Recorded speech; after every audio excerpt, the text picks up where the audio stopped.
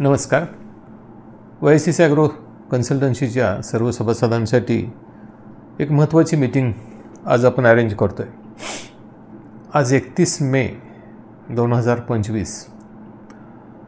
मागच्या 15 दिवसामध्ये महाराष्ट्रामध्ये जी पावसाची परिस्थिती झाली त्यामध्ये सर्वच शेतीचं अतोनात नुकसान झालं.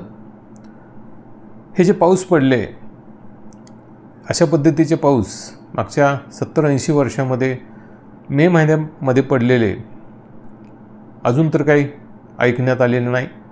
जुनी जी लोक आहेत त्यांनीसुद्धा या गोष्टीला दुजोरा दिलेला आहे की मे महिन्यामध्ये अशा पद्धतीचे पाऊस याच्या अगोदर कधीच पडलेले नाहीत.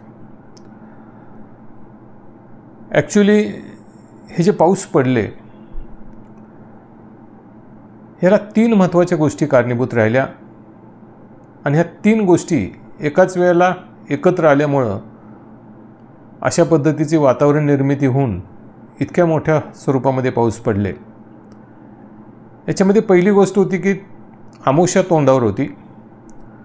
आपल्याला माहिती आहे की अमावस्याला अशा दिवसामध्ये भरती मोठी असते, त्यामुळं पावसाचं प्रेशर हे वाढतच असतं, अवकाळी पावसाचं. दुसरा एक महत्त्वाचा मुद्दा होता की जे सायक्लोन झालं, वादळ झालं, ते बरोबर त्याच वेळेला सक्रिय झालेलं होतं. आणि तिसरी एक गोष्ट याला जोड मिळाली ती म्हणजे मागच्या महिन्यामध्ये वाढलेलं टेम्परेचर, तापमान. ह्या 3 गोष्टी एकत्र आल्यामुळं अशा पद्धतीचे पाऊस आपण मागच्या 15 दिवसामध्ये अनुभवले. ॲक्च्युली असे पाऊस ज्यावेळेला पडतात त्यावेळेला त्याचे परिणाम काय होतात याचा अनुभव आपल्याला बिलकुल नाही. कुठल्याही शेतीमध्ये किंवा द्राक्ष शेतीमध्ये काम करताना ज्या काही कल्टिवेशन प्रॅक्टिसेस आपण करत असतो त्यातल्या बऱ्याचशा कल्टिवेशन प्रॅक्टिसेस ह्या अनुभवातून आपण तयार केलेल्या असतात. त्याचबरोबर बऱ्याचशा कल्टिवेशन प्रॅक्टिसेस आपल्याला विज्ञानानं दिलेल्या असतात, सायन्सनं दिलेल्या असतात, बरेचसे रिसर्च झालेले असतात आणि त्या रिसर्चच्या माध्यमातून सिद्ध झालेल्या ज्या गोष्टी असतात, कल्टिवेशन प्रॅक्टिसेस असतात, ते आपण ॲक्सेप्ट करत असतो. द्राक्ष शेतीमध्ये सुद्धा बऱ्याचशा कल्टिवेशन प्रॅक्टिसेस ह्या अनुभवातून सिद्ध झालेल्या आहेत. जसं की एप्रिलमध्येच कटिंग का करायचं, ऑक्टोबरमध्येच कटिंग का करायचं, तर हे ॲक्च्युली पूर्वी अनुभवातून सिद्ध झालेलं आहे. याला विज्ञानानं सुद्धा आता जोड दिलेली आहे की एप्रिल कटिंग आणि ऑक्टोबर कटिंग हे जे महिने आपण फायनल केले याच्यामध्ये सूर्याचं दक्षिणायन आणि उत्तरायण हे कारणीभूत आहे. त्यामुळं बऱ्याचशा कल्टिवेशन प्रॅक्टिसेस ह्या अनुभवातून आपण शिकत आलो किंवा त्या फायनल केल्या.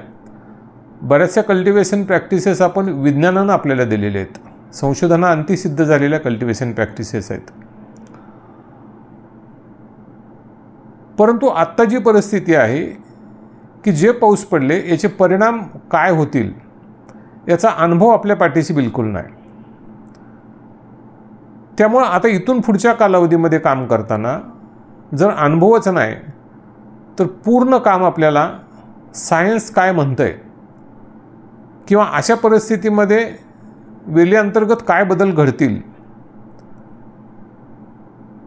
आणि हे बदल सायन्सनं कशा पद्धतीनं प्रूव्ह केलेले आहेत आणि त्याला रिकमेंडेशन काय दिलेले आहेत याचा अभ्यास करूनच आपल्याला पुढच्या 1-2 महिन्याची स्ट्रॅटेजी फायनल करावी लागणार आहे.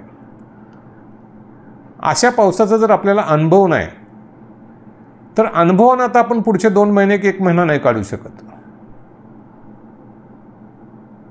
आता जे घडलं आहे त्याच्यात ॲक्च्युली जमिनीमध्ये काय घडलं, वातावरणामध्ये काय घडलं, याचे परिणाम त्या वेली अंतर्गत काय घडतील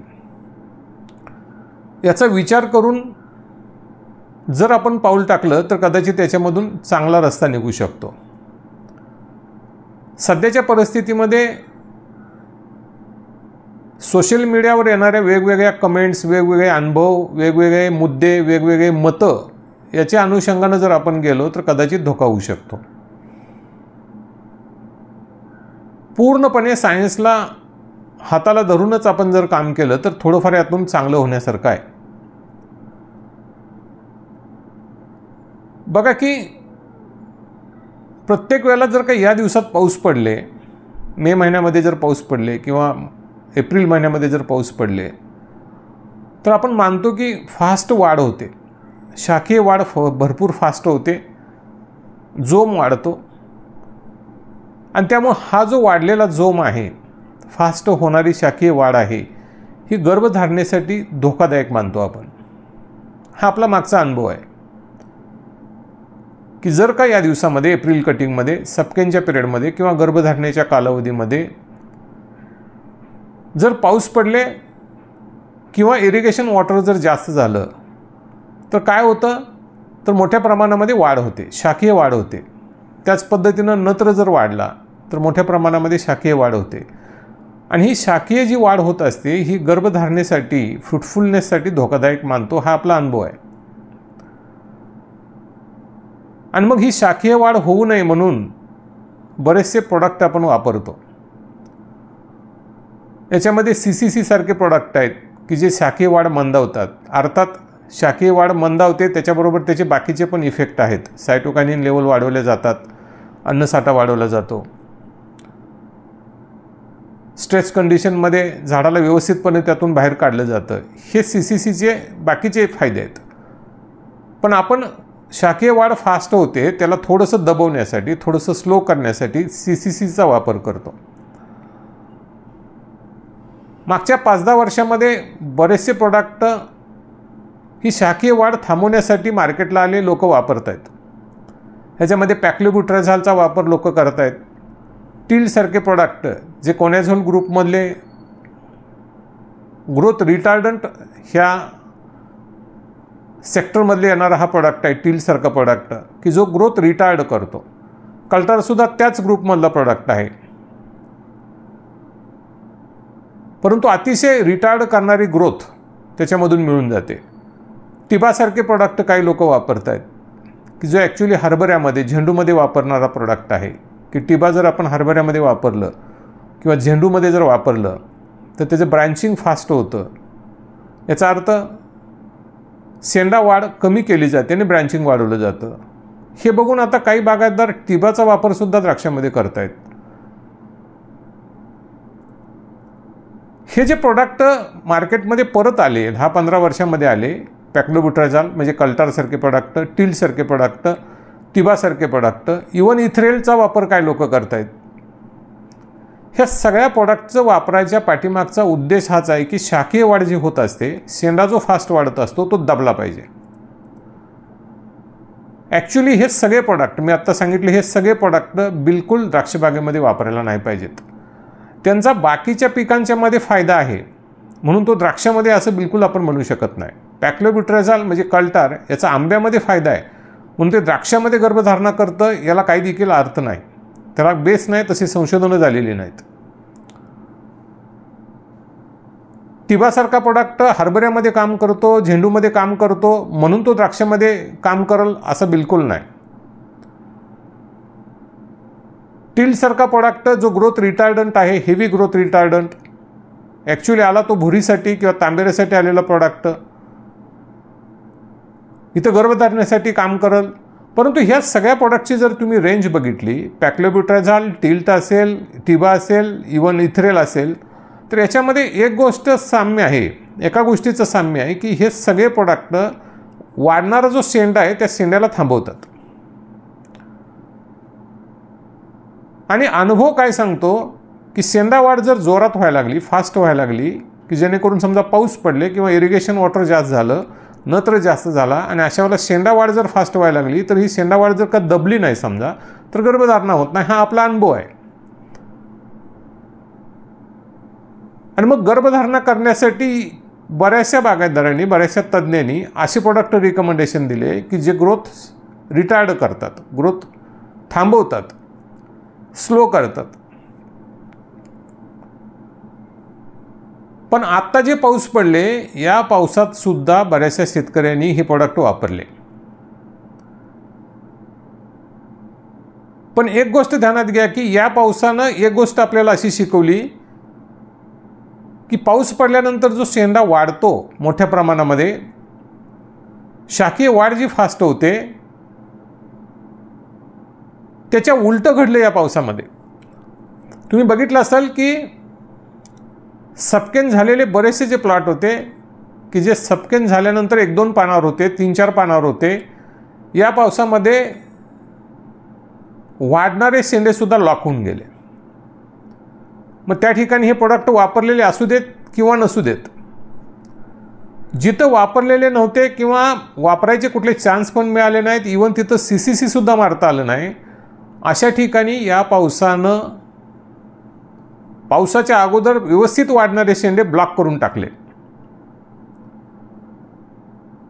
आणि आत्ता सबकेनंतर जो पाऊस पडले ज्यांच्या प्लॉटमध्ये, त्या सगळ्यांची कंप्लेंट हीच आहे की शेंडा ब्लॉक झाला, शेंडा थांबून गेला.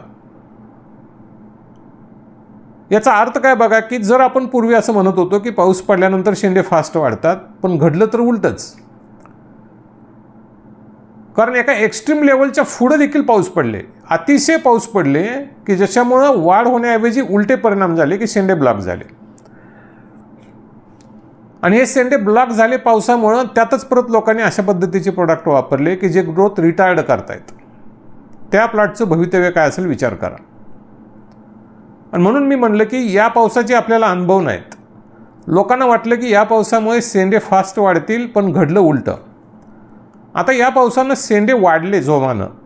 कुठल्या प्लॉटचे वाढले की ज्याचे ऑलरेडी सबकेन होऊन पुढचे शेंडे मारायला आलेले होते, मोठ्या प्रमाणामध्ये पानांची संख्या होती, त्यांच्यामध्ये थोडाफार शेंडा वाढलेला दिसला. तो पण पिवळसर होऊन वाढलेला दिसला. तो जोम त्याच्यात नव्हता, पण थोडाफार वाढला. पण जे प्लॉट नुकते सबकेन होऊन सबकेनची फूट बाहेर आलेली होती ते सगळे ब्लॉक झाले. याचा अर्थ या पावसानं उलटा इफेक्ट दिला. शेंडा वाढीपेक्षा काय केलं, त्याला ब्लॉक करायचा प्रयत्न केला. आणि त्यातच पुन्हा या कालावधीमध्ये काही शेतकऱ्यांनी हे ग्रोथ रिटार्ड करणारे प्रोडक्ट, मग त्यामध्ये कल्टार असेल, त्यामध्ये टिल्ट असेल, त्याच्यामध्ये इथ्रेल असेल, त्याच्यामध्ये टिबा असेल, असे प्रोडक्ट लोकांनी वापरले. आणि आता गडबड सुरू झाली की आता शेंडा परत सुरू झाला पाहिजे, कारण त्या 2-3 पानावर जर शेंडा थांबला तर काय करायचं. बघा की आपल्याला दिसलं की ह्या पावसानं शेंडा लॉक झाला, शेंडा थांबला. आपण विचार करायला पाहिजे की हा शेंडा का थांबला. पूर्वीचा जर आपला अनुभव आहे की पाऊस पडल्यानंतर शेंडा वाढतो, तर मग हे जे पाऊस पडल्यानंतर हा शेंडा का थांबला, तर त्याच्या पाठीमागे ॲक्च्युली कारण आहे की जमिनीमधला वापसा बराच काळासाठी ब्रेक झाला, तो संपला आणि बऱ्याच काळासाठी सूर्यप्रकाश नाही मिळाला.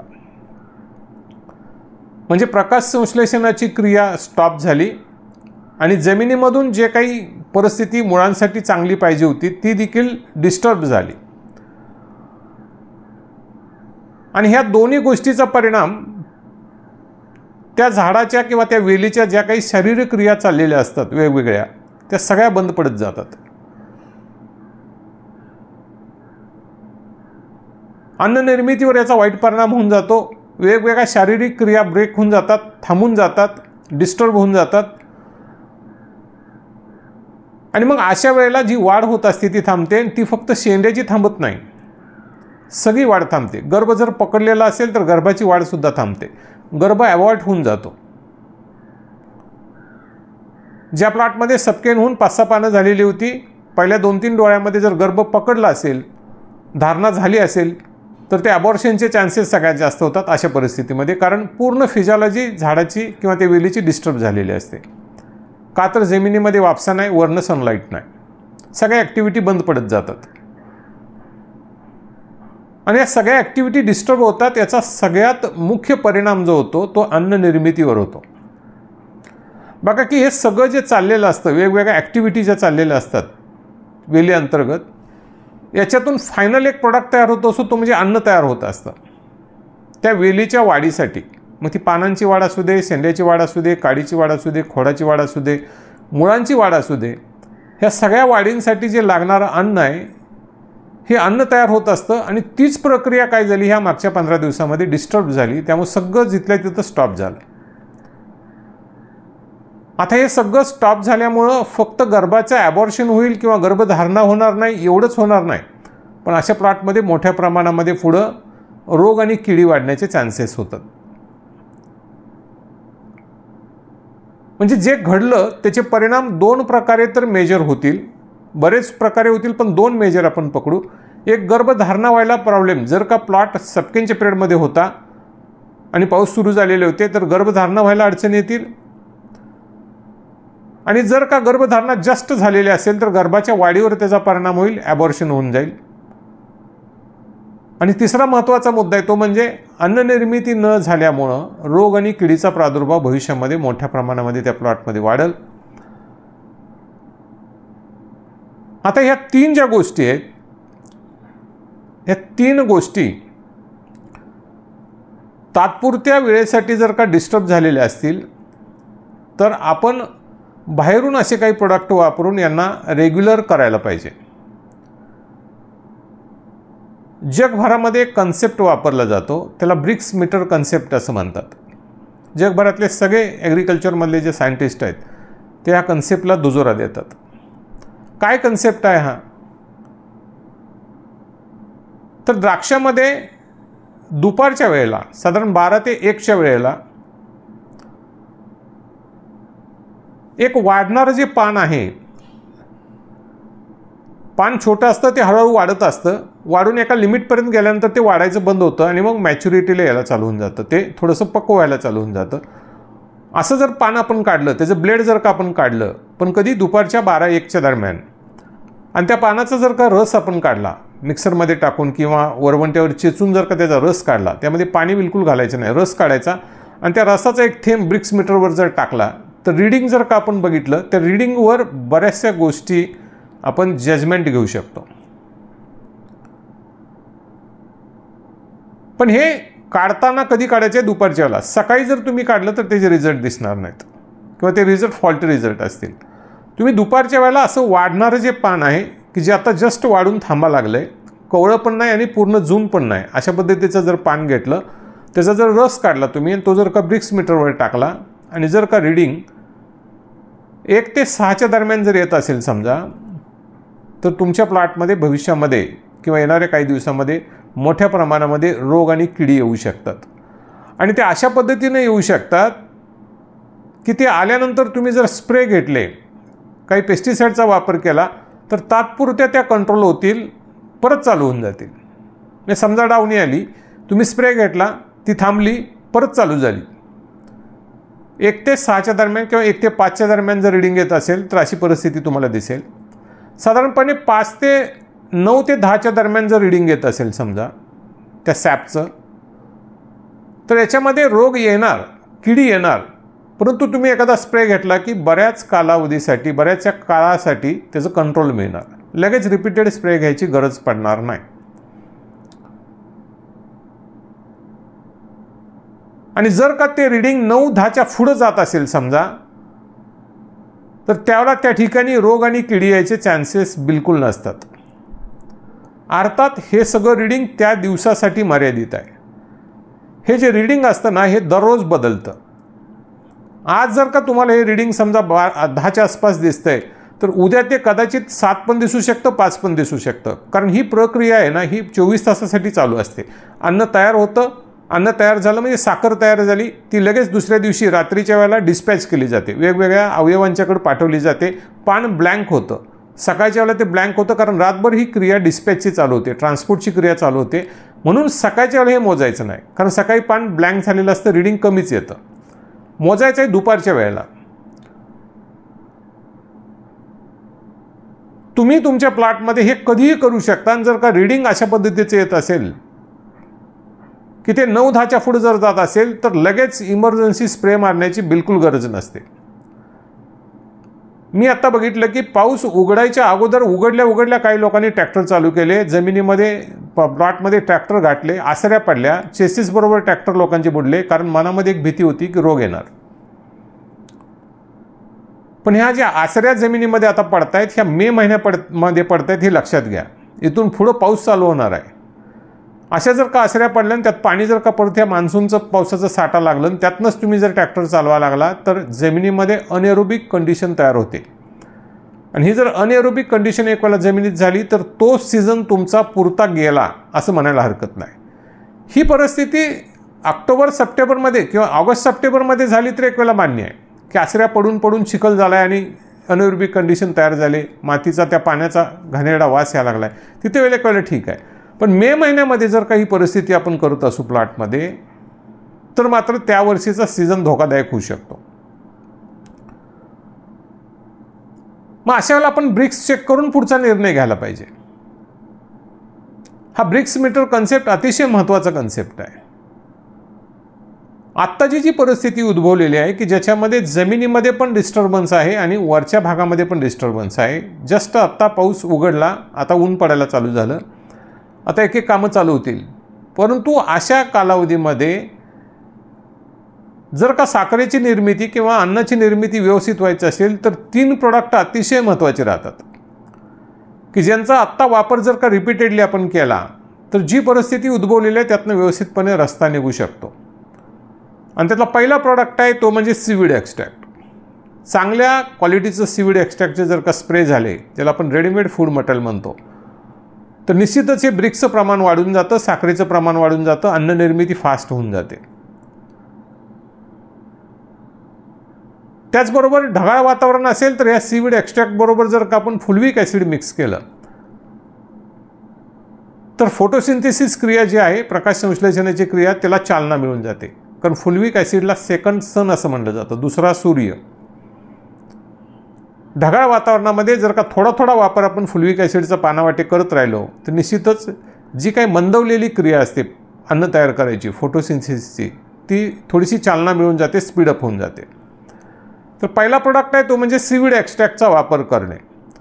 दुसरा प्रोडक्ट आहे की याचा हायड्रोलायझ्ड प्रोटीनचा वापर जर का आपण इथं केला तर जे नत्राचं पचन थांबलेलं आहे की ज्याच्यापासून प्रोटीन्स तयार होतात, नत्रापासून जे प्रोटीन्स तयार होतात आणि ह्या प्रोटीन्सला पुढे जाऊन ज्यावेळेला कार्बोहायड्रेट्स मिळतात त्यावेळेला वेगवेगळे प्रोडक्ट पुढे होत जातात.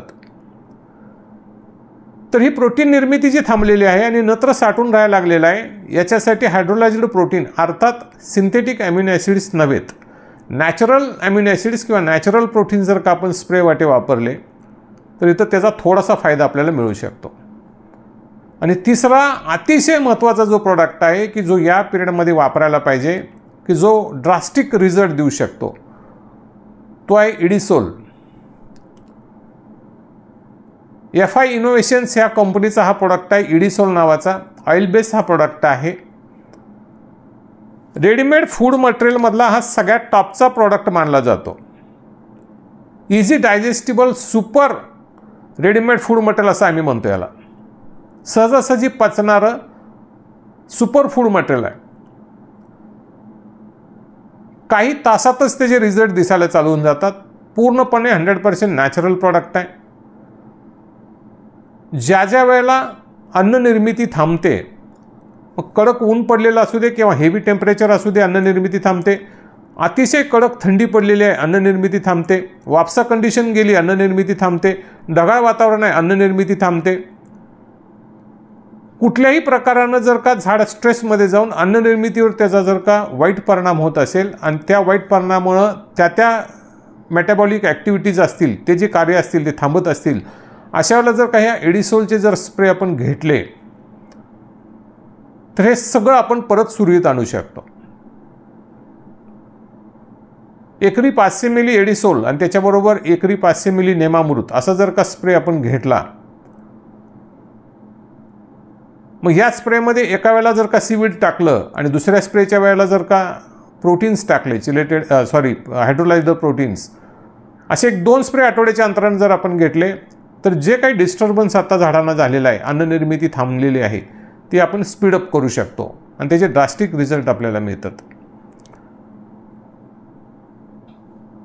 हे जे एडिसोलचे स्प्रे आपण घेतो यावेळेला साठून राहिलेलं नत्राचं पचनसुद्धा फास्ट होऊन जातं आणि त्याचबरोबर पानामध्ये साखरेचं प्रमाण मोठ्या प्रमाणामध्ये वाढतं. स्प्रे झाल्यानंतर जर आपण दुसऱ्या तिसऱ्या दिवशी ह्या ब्रिक्स मीटर कन्सेप्टच्या प्रमाणात जर का त्याची साखर मोजली तर निश्चित आपल्या लक्षात येतं की किती मोठ्या प्रमाणामध्ये अन्ननिर्मिती किंवा रेडीमेड फूड मटेरियल आपण पानाला सप्लाय केलेला आहे. त्याचबरोबर हा जो स्प्रे आहे हा रोग आणि किडींसाठी सुद्धा अतिशय फायदेशीर राहतो.